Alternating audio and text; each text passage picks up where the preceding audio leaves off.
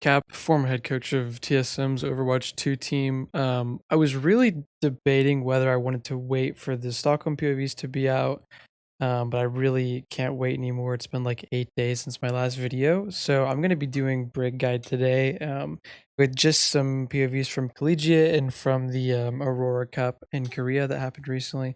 And I will say, while these teams are not anywhere near the top Korean teams from Stockholm, there's still enough material here for me to really go over the things I want to show. So I think it's appropriate. When those come out, I might make some updates, or I might even edit this video to include some of those examples. But for now, I think this is fine. So Brig, and I do want to say before I start this video, probably 90% of this video is going to be covering the same concept, which is Brig positioning and how to understand that.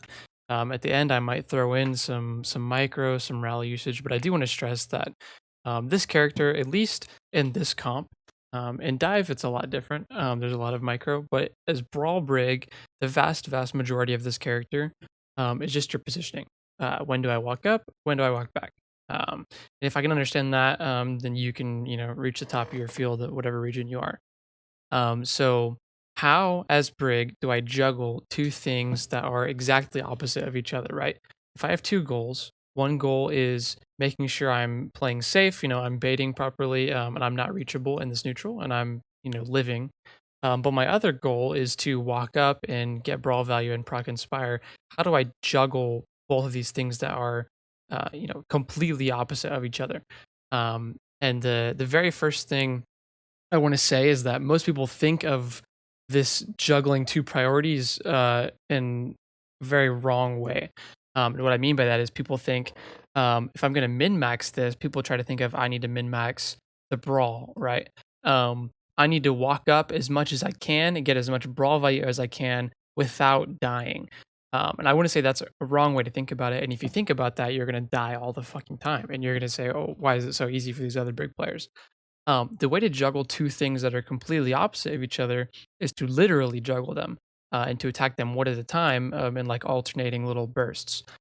So if I need to walk up to get brawl value and I need to play far back to bait, I'm going to literally do them, one at a time, back to back, constantly. I'm going to walk up. I'm immediately going to walk back. I'm going to walk up. I'm going to walk back, and I'm going to juggle this way instead of like being as far up as I can all the time while towing that line. It doesn't work that way.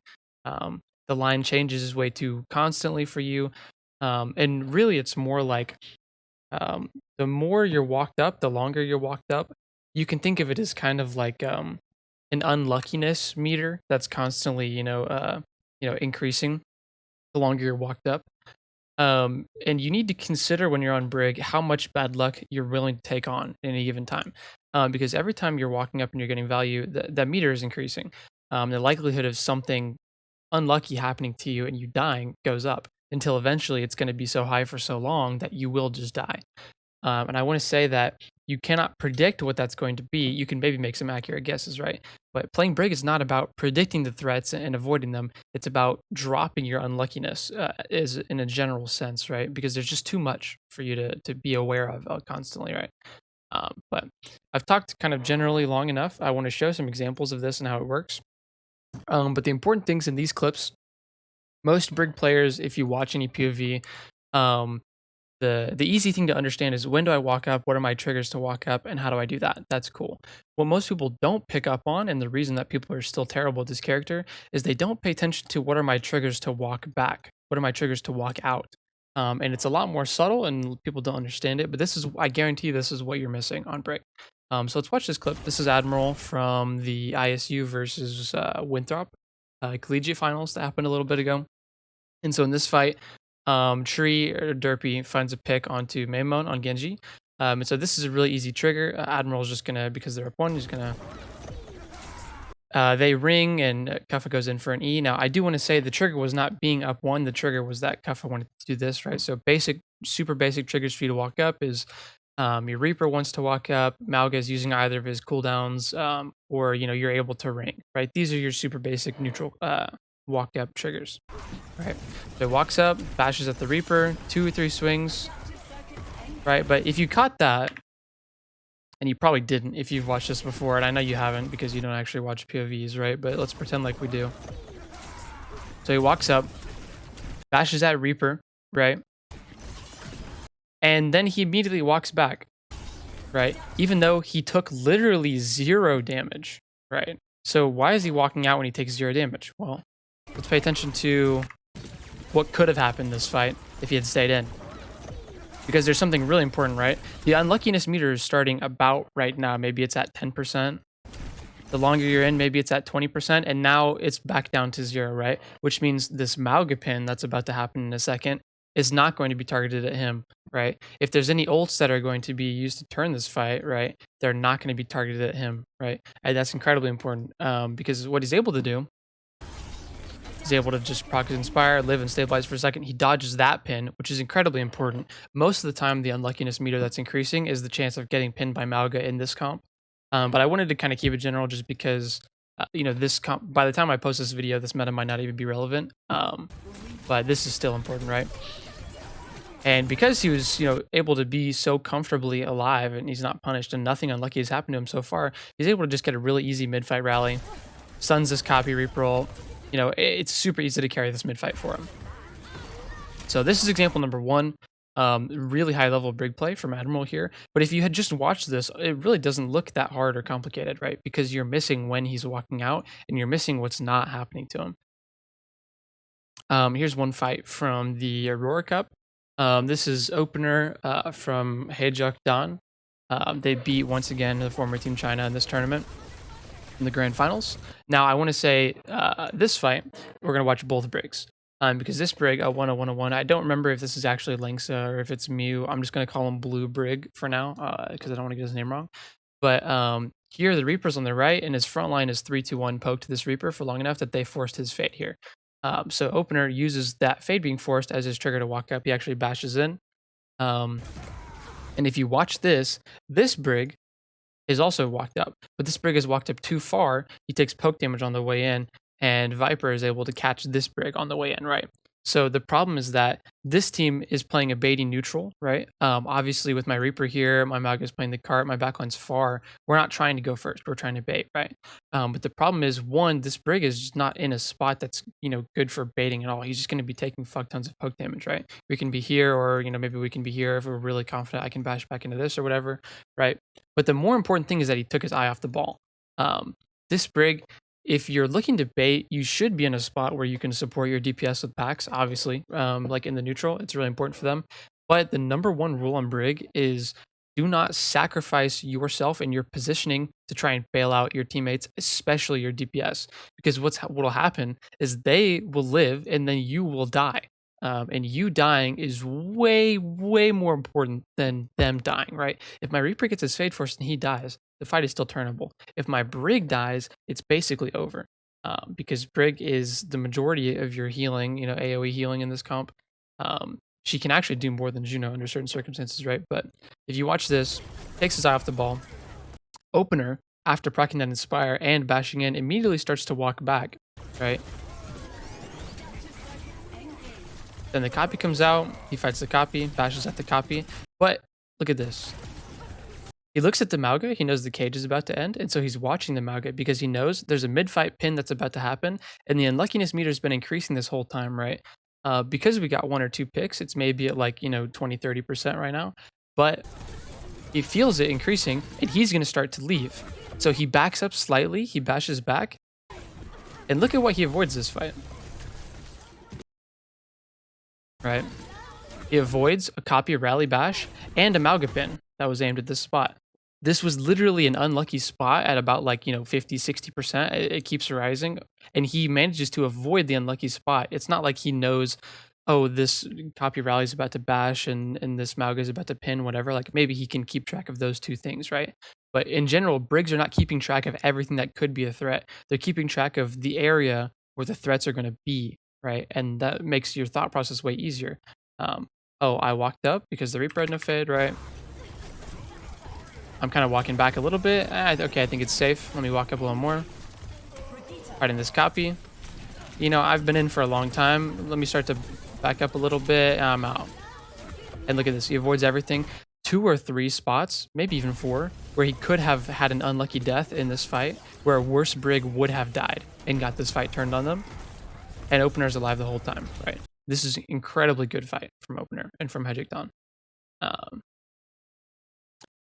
Now let's watch. This is Rack Attack from the same Winthrop versus ISU match we were watching earlier from Opener. And what happens here is Tree just got a pick onto Maymon. So they're going to walk up a little bit off of this because they know everything's fine. They forced a fade. So he walks up, procs Inspire with this whip.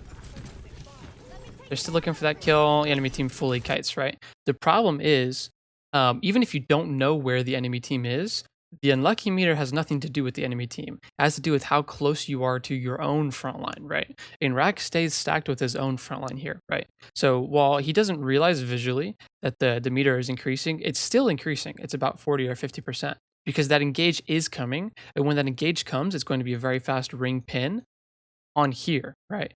And if you think about it that way, you start to realize, oh shit, this meter's really been increasing the whole time. And now they ring pin out, I take the pin and I die, right? And you might feel, oh, that's unlucky. It is unlucky, right? But the problem is, as a Brig player, you're not controlling your own luck enough, and that's why you're unlucky, right? This is controllable. There's a couple more of this type of thing happening. I could pull up 1,000 examples of this, right? Because it happens so often. But here's a Graveyard. This was from a Face It tournament that happened recently. This team is basically Fisher College. I think they're playing out of Dreamland, right? But this is like the Fisher College roster from Collegiate. So they Juno ult, right? And he's walking up with the Juno ult, right? He doesn't get anything. The problem is that if you do something, right, even if it's an ult from your team and you think it's a really big window, there's no such thing as a big window. All windows are small because this meter has been increasing the whole time, right? It's the same thing where I can't visually tell. I mean, I can't, and we can because we see through, right? But from his POV in the match, he can't visually tell that the engage is coming. But the meter's been increasing the whole time. And so this is what you need to keep track of. How long have I been stacked on my own front line? Because that's where the danger is, right? And so what ends up happening, this meter's been increasing this whole time. He feels like he has to get something, right? Because they didn't get out of the Juno ult. But what ends up happening is he's stacked on his own front line. He takes that pin and he dies, right? Because if we think about it this way, how long have I been stacked on my own front line? It started about here. The meter's going up about here, right? So this is 1, 2, 3, 4, 5, 6, 7 seconds stacked on my own front line. Like, that's incredibly high likelihood that something unlucky is about to happen to you, and it does. Now I have 2 more, and then I'll go over some quick micro, and then I'll end this video. This one is from the same collegiate match we watched earlier, right? So they go for a TP pin 3, 2, 1. They force the pin, and with this, he walks up, gets a whip shot on the Reaper. Now I want to say this is great. This is all fine, right? My front line's going in. This is my chance to walk in. I get a whip. Looking for the whip on the Reaper is really good. Maybe I can force the fade. This is all awesome. The problem is I just did that.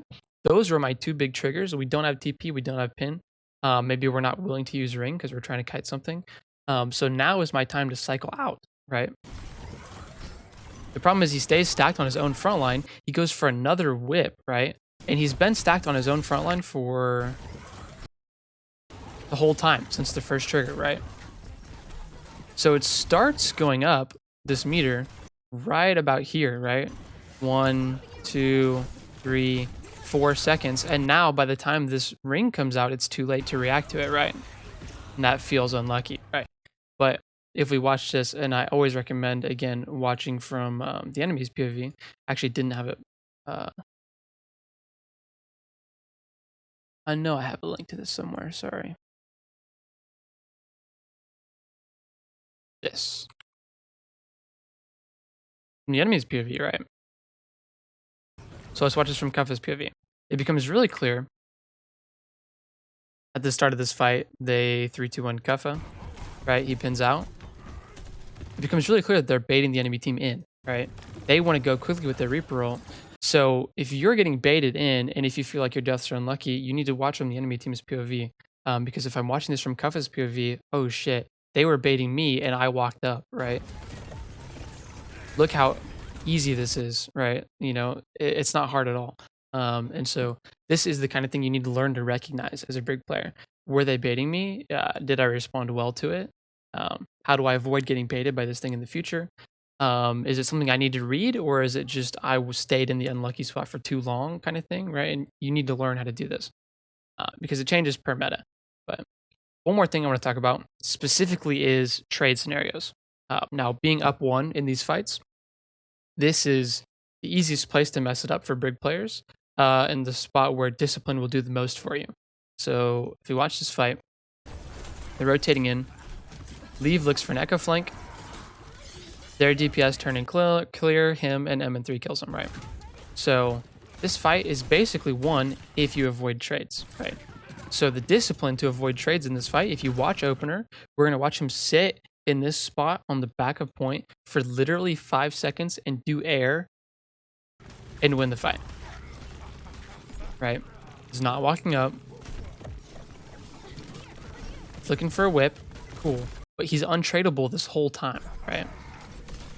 His Reaper's taking the aggro, his Juno's swinging, his Mauga's taking the aggro, that's fine. And now you see why it's so important, because when Gushue looks for a trade, who is he looking for? He's looking for the Brig, right?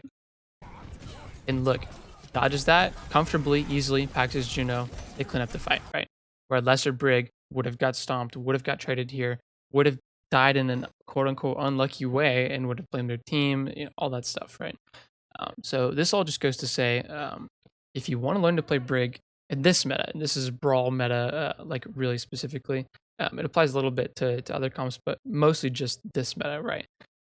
Controlling your luck is the most important part of this, and the way that you do that is by understanding the longer I'm stacked on my own front line, or maybe the longer I'm cycled in, or the longer I'm walking up, or whatever kind of term you want to call it, right? But that's what it is. Excuse me. The higher the chance that something unlucky is going to happen to me. And so it's not about keeping track of all the things that can happen, keeping your eyes on all the threats, all that stuff. That's not possible. What it's about is understanding when the meter of general unluckiness is going up and avoiding that by cycling yourself out and resetting that meter to 0 constantly. And the more that you can do that, the more that you can juggle those two things by literally juggling them and walking up and walking out and walking up and walking out again, right? Instead of just trying to walk up and I'm towing and I'm edging that line where I'm in danger and and then I went too close and I'm dead. That's not how you want to do it, right?